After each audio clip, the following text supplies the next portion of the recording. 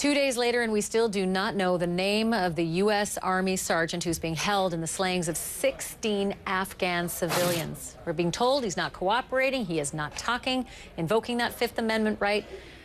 We're also told that before being sent to Afghanistan in January, he served 3 tours of duty in Iraq, where he suffered a traumatic head injury back in 2010. He was later cleared to return to combat. Joining me now from Washington is Tom Tarantino, who's an Iraq war veteran and the Deputy Political Director of the Iraq and Afghan Veterans of America. Tom, I guess the question off the bat, how many times do we have injuries with soldiers who are serving, who are cleared too quickly perhaps and sent back into active duty? Yeah, I mean, we really don't know. What I can tell you is that, you know, from when I was in Iraq in 2005 to where we are now is night and day. It's a vast difference. You know, IAVA championed mandatory mental health screenings for everybody coming back from Iraq and Afghanistan. The DoD now screens 100% of people who come back personally and face-to-face. Where we are now is a huge leap from where we were from the start of this war. We have a long way to go.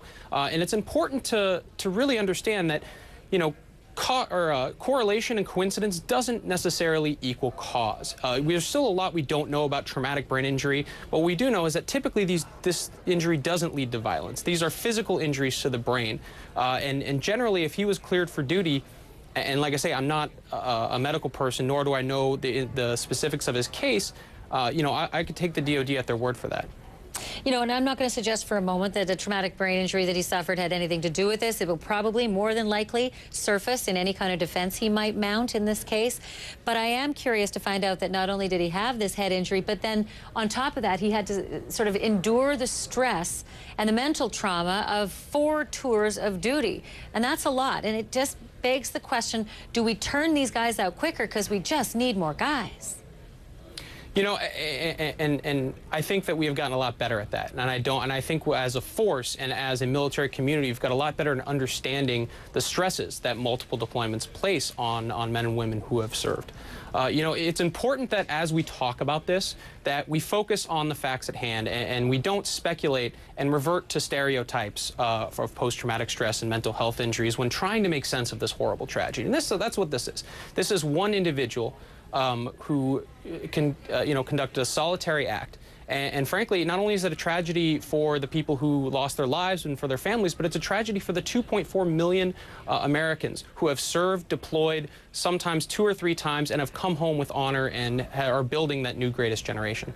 Well, and talk about those who are in country right now, because not only do they deal with the regular stresses that they've been dealing with on deployment, but now they're facing all these increased threats from the Taliban to behead any American they come across. Not that it wasn't already a dangerous place, but now the stressors are even more. And unfortunately, incidents like this do put people in harm's way. You know, things like this, and there have been extremely few over the last 10 years, thankfully, and every time there has, other service members have stepped forward and have either stopped or have brought these people to justice. And that's because this type of incident does not reflect the discipline and training that they teach us in the military. And frankly, it sullies a lot of the honor that so many men and women do, or so many men and women have when they go out and serve. Every single day, men and women are going outside the wire and putting their lives on the line to try to do some good. And they're going to continue to do so even despite this incident and despite that increased threat. And I think it is really a testament to the fortitude of this generation. It's got to be demoralizing for those who were serving with him and working with him. At this point, what is the service doing to try to deal with you know, his buddies?